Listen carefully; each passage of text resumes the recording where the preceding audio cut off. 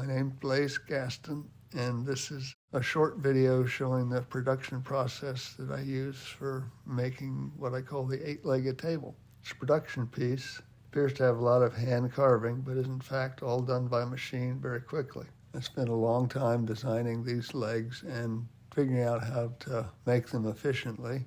With all the various jigs that I've come up with, I make the leg in 9 minutes from rough board to finished sanded. Here I'm cutting a leg blank to finished size.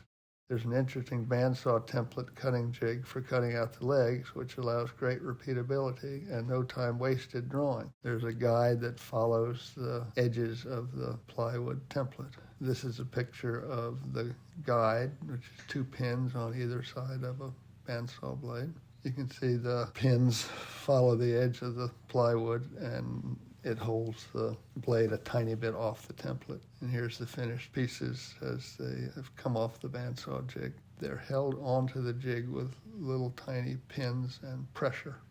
Here I am cutting the tenons on the end of the leg blank on the multi-router. What's interesting about the legs is that they're held on to the various shaper jigs by vacuum, which would hold very powerfully and allow quite heavy cuts as shown in the video. There's a foam gasket and the vacuum goes in to the back of the template. I first came up with the idea for the leg, but there's no way to hold it on a shaper jig with a conventional hold down since the cutter goes way out over the edge of the leg. So I wondered if vacuum would work, and after some experimenting, I discovered that it works wonderfully. The cutter is a replaceable insert knife cutter head that leaves an extraordinarily smooth finish with virtually no sanding. This is the other side of the leg. You have to have the reverse of it machined into the template and then the foam gaskets.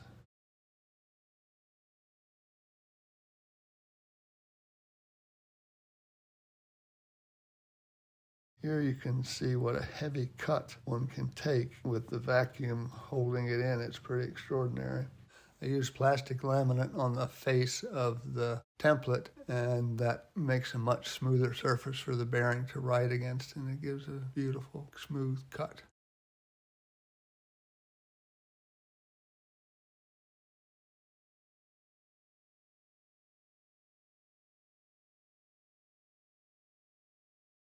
Here are finished parts, and I've always loved stacking them up and enjoying how pretty they are.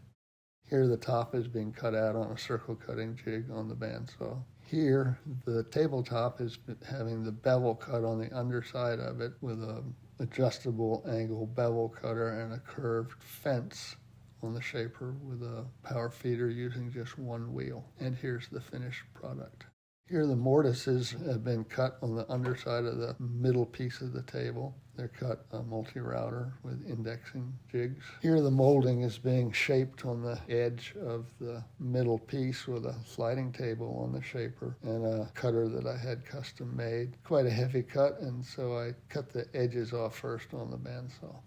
There are a lot of interesting techniques in this project, and I would hope that people watching could take some of them and apply them to their own projects. I'd be happy to answer any questions anyone might have.